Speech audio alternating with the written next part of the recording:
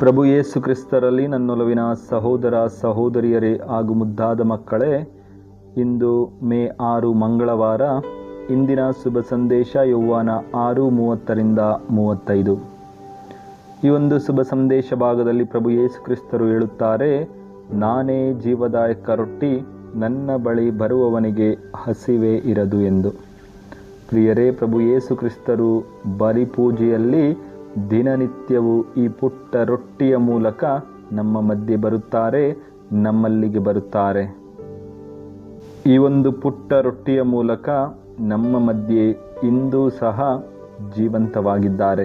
ಆದರೆ ನಮ್ಮಲ್ಲಿ ಎಷ್ಟು ಜನರು ನಮ್ಮ ಆಧ್ಯಾತ್ಮಿಕ ಹಸಿವೆಯನ್ನು ನೀಗಿಸಿಕೊಳ್ಳುವ ಸಲುವಾಗಿ ಈ ಒಂದು ರೊಟ್ಟಿಯನ್ನು ಸ್ವೀಕರಿಸಲು ಪ್ರಯತ್ನ ಪಡುತ್ತೇವೆ ಎಂದು ನಮ್ಮಲ್ಲಿ ನಾವು ಪ್ರಶ್ನಿಸಿಕೊಳ್ಳಬೇಕು.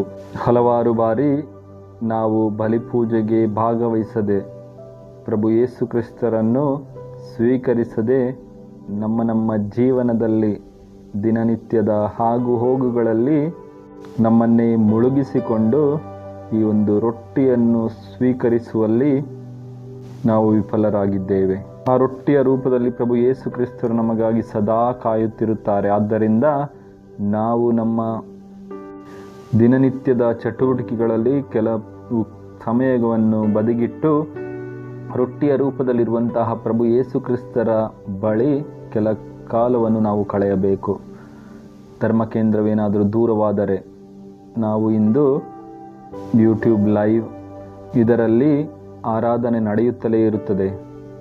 ಇಂತಹ ಆಧುನಿಕ ತಂತ್ರಜ್ಞಾನಗಳನ್ನು ಉಪಯೋಗಿಸಿಕೊಂಡು ನಾವು ಪ್ರಭುವಿನೊಂದಿಗೆ ಕೆಲ ಕಾಲವನ್ನು ಕಳೆಯಬೇಕು. ಹಾಗೂ ಆದಷ್ಟು ನಾವು ಬಲಿಪೂಜೆಗಳಲ್ಲಿ ಅವಕಾಶ ಸಿಕ್ಕಿದಾಗಲೆಲ್ಲ ಭಾಗವಹಿಸಿ ಆ ಬಲಿಪೂಜೆಯ ಮೂಲಕ ಪ್ರಭು ಯೇಸು ಕ್ರಿಸ್ತರನ್ನು, ಆ ರೊಟ್ಟಿಯ ಮೂಲಕ ಪ್ರಭು ಯೇಸು ಕ್ರಿಸ್ತರನ್ನು ನಮ್ಮ ಹೃದಯಕ್ಕೆ ನಾವು ಸ್ವೀಕರಿಸಿಕೊಳ್ಳಬೇಕು.